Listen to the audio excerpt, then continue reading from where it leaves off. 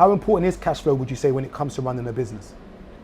It's definitely important. Depending how you're trying to scale the event. So, for instance, if I'm doing like a normal small event where you said like a 100 or 200 venue, we can negotiate with the venue on terms of bar spend, and we won't really need that much. We just, as long as we hit the numbers, we know we could pay our DJs and all of that from there. Now, on the other hand, if you're trying to do Summer of Love, like the festival, that's when you need big dough. Big dough. Yeah. Like, it's not even a joke. Like, the money you're playing something around like with. Summer of Love, like the last one you did, which was it like Watford or something? Bushy.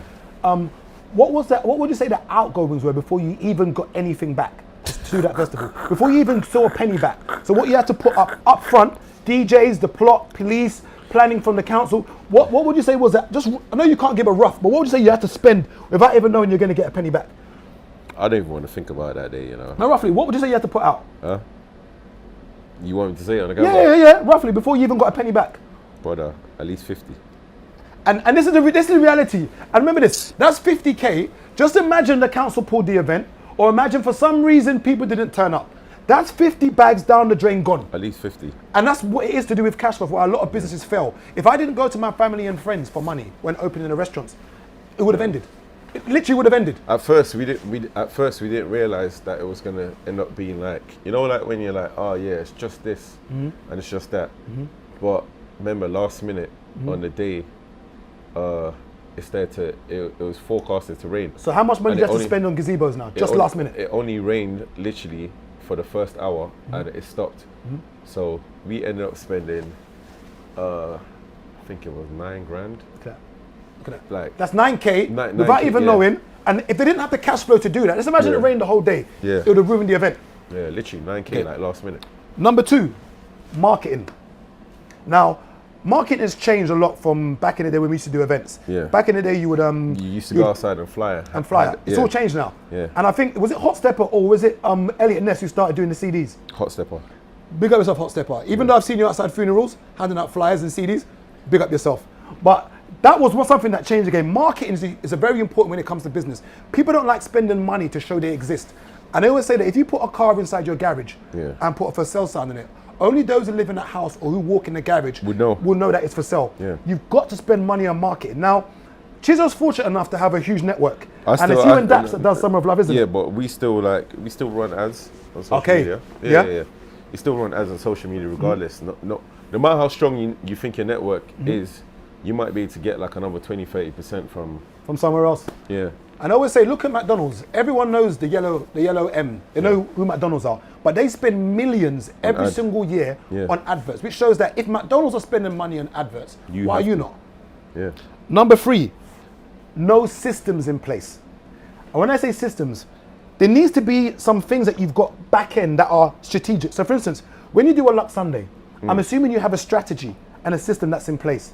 When you do Summer of Love, especially you've done quite a few with Dry Hire, I'm assuming you've got a protocol or a system that goes throughout every single event you do.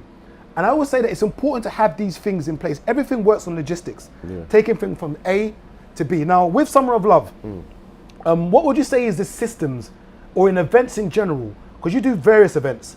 Would you say that there are certain systems and things you put in place for all of them, that even though they're different events, but it's the same system? So for instance, you've got a ticketing website you use, okay, which you use for every single event. You might have people at the door, which is important for every event. There's a certain amount of times you might promote things. You know what I mean? Like it's very important to have systems in place. And why you need systems is that even if you step aside from the business, somebody can see these systems and step in.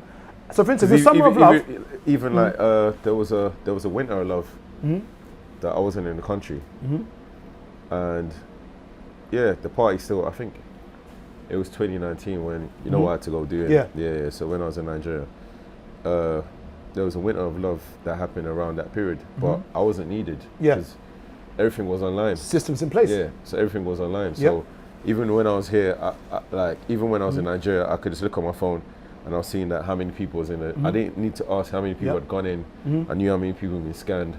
You know what I mean? I was getting updated all the time via my phone. So I was just I think your business needs to be able to run without you being there. Because sometimes entrepreneurs talk about this whole self-employed thing and they try to do shoulders.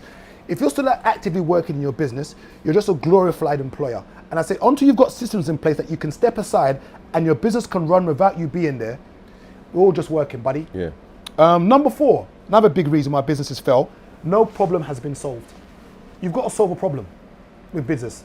Now, going back to Summer of Love, why do you think Summer of Love was so successful? What problem did you solve that Summer of Love literally, not saying it came out of nowhere, because you've been promoting for years, and people sometimes see Summer of Love and think, oh, this guy just came out of nowhere. No, he's been promoting for almost 12, 15 years. It's not a new thing, but what would you say, what was the problem that Summer of Love solved? What was the gap in the market that Summer of Love gave to customers? Remember, like, all them years, you go like Cancun, you go America, you go DR, and all of that, and I was just like, raw. Every time we'd been on holidays, the day parties in these places were lit, but it was just the structure of how they set up tables and day parties out there, and it was literally like, you know, like when you go to America, you go like Cancun, you'd have table, and it's all going round, and everyone's standing on the tables and looking. Yeah. Then in the middle, you just got people just dancing and just vibes in, and so I was just like, I said to Daps, I was like, yo, we just need to do a rave that is just hitting hard on the hip hop and hard on the bashment, because I was like, everyone's trying to jump on the house, and all of that, and it's like, we're not house DJs, we're not really house ravers, but we rave at all these other places. So it's like, let's take that American style and bring that over here. And I was like, if we take that style and bring that over here, it's gonna pop. We're gonna be able to grab the crowd of people who like to travel that way instead of to where the house events are. And literally, it worked. So the first one was my birthday. It was just like a dummy run. And from then we just like, oh, you know what? The birthday one's done so well. Let's go again in 6 weeks and see how it goes. And that one did better. To get 2,000 people to come out to an event is not easy. No. 2,000 people is a huge number. And even when I opened Sign in Birmingham, at that time there was no trendy black-owned, I wouldn't even say black-owned, there was no trendy restaurant or bars that black people could go to where they could hear their music, have good food and have good cocktails. So that was a problem that I solved. Always try and find a gap or a niche in the market and then bring out a USP. Hence the 4th thing is problem not solved. Number 5, no strategy innovation. And why I say that is this, the iPhone 27 has probably been made already. It's very important to innovate and have those things in place, because if you don't have a strategy and innovate, what happens is that people will then go past you. So when you look at things like Blockbuster Videos and look at the demise of Blockbuster Videos, what would you say is the new Blockbuster Videos now? Netflix. There's no innovation. Funny thing, I swear Netflix went to buy Blockbuster before they... Oh, did they? Yeah. And I guess Blockbuster declined or something. Or maybe it was the reverse. I think they might have offered them something. I don't know. It was one or the other. Yeah. But I know that whatever way it went, Blockbuster messed up. Yeah. Yeah. And that's a very important thing, strategy and innovation. As I said, the new iPhone has been made already. Yeah. We're just getting it now, but it's been done already. And sometimes don't give people everything. It's important to hold things back so that you've got something else to give them. If you give people everything, then there might be no space for innovation. So same with the iPhone. They probably already knew they was going to do 3 cameras at the back of the phone. Yeah. But they thought, we'll give you 1 for now. Yeah. Enjoy the 1. Yeah. Then we'll give you 2. Slow rollouts. Then we'll give you 3. Because that way we keep on making money off you over and over and over and over and over again. Yep. Yeah, repeat custom.